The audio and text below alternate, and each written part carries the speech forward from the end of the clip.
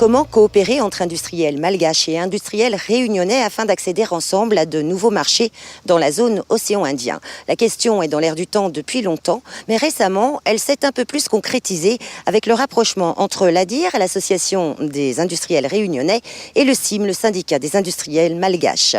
Nous avons suivi pour vous les premières rencontres entre industriels ici, à La Réunion, et également à Madagascar. En mars dernier, à Madagascar, la rencontre entre l'Association des industriels de La Réunion et son homologue le syndicat des industries malgaches incarne la première étape d'une coopération envisagée depuis plusieurs années. Je pense que nos deux îles ont des points communs ensemble et que ce soit les industriels réunionnais que malgaches, on est loin de la zone Europe. C'est-à-dire donc qu'on a cette particularité de se débrouiller, d'essayer de faire quelque chose pour notre industrie en fonction de ce qui existe dans notre zone. Donc c'est un échange qui, je crois, va aboutir à quelque chose de nouveau. Dans l'océan Indien, La Réunion fait figure d'Eldorado, donc forcément attire toutes les convoitises de nos industriels malgaches, mauriciens et autres. Plutôt que de rester sur la défensive, les industriels réunionnais ont préféré proposer un nouveau contrat, un contrat de développement commun pour attaquer des marchés de l'Est africain qui est en plein développement. Je rappelle qu'on a trouvé récemment du pétrole dans le canal du Mozambique. Donc il y aura un développement nécessaire de ces régions-là. Donc l'idée, c'est de faire de la coopération technologique.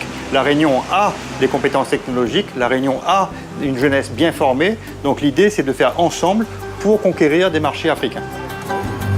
Dans une logique de création d'une force économique régionale, il fallait d'abord établir une cartographie des outils de production dans la zone.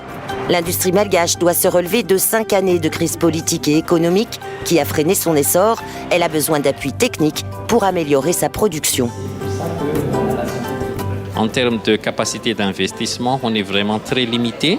Pourtant, il faut rénover les matériels, par exemple. Il faut investir sur tout ce qui est encadrement technique, tout ce qui est formation, tout ce qui est marketing.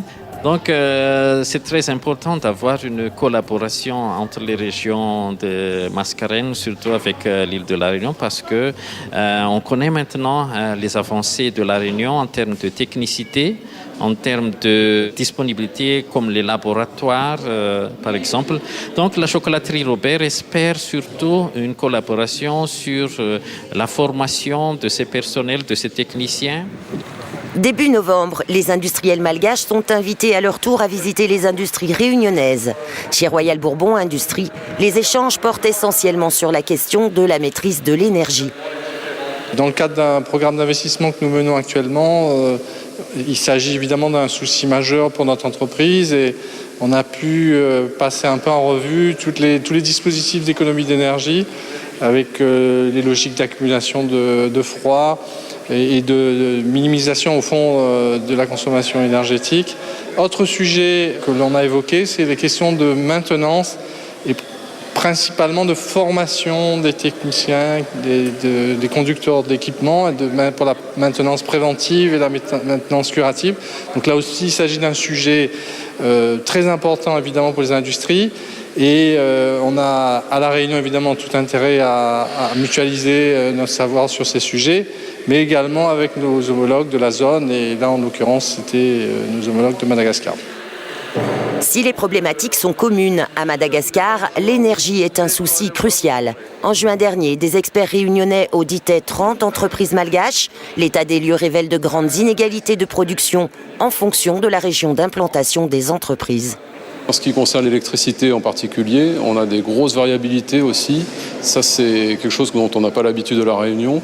En fonction des zones climatiques, des zones géographiques de Madagascar. Donc on a certains sites industriels qui ont un coût de l'énergie, de l'électricité à 5 centimes d'euros, alors que d'autres ont des coûts à 29 centimes d'euros. Et je ne parle pas de certains sites qui sont carrément pas raccordés au réseau. Et là, leur coût est de 50 centimes à 1 euro le kilowattheure, parce qu'ils tournent sur des groupes électrogènes. Malgré ces handicaps structurels, une nouvelle génération d'industriels se projette dans une vision à long terme. Un nouveau marché se dessine. 26 pays d'Afrique de l'Est et de l'Ouest viennent de créer une zone de libre-échange économique qui menace directement les industries de la zone océan Indien. À travers la mondialisation, donc tous les pays du monde se tournent là où il y a un avenir. Et pour l'instant, Madagascar est devenue une cible aujourd'hui, puisque c'est une île, donc il n'y a pas de contrainte de frontières.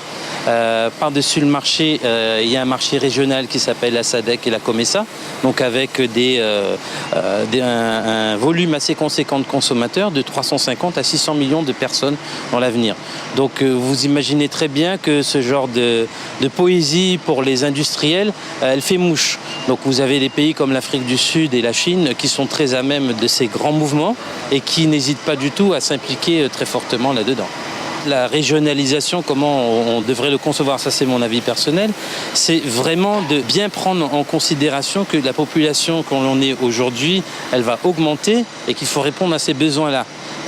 Et non pas simplement laisser tous les autres venir s'installer et après regarder, le tableau il est fini, il est peint.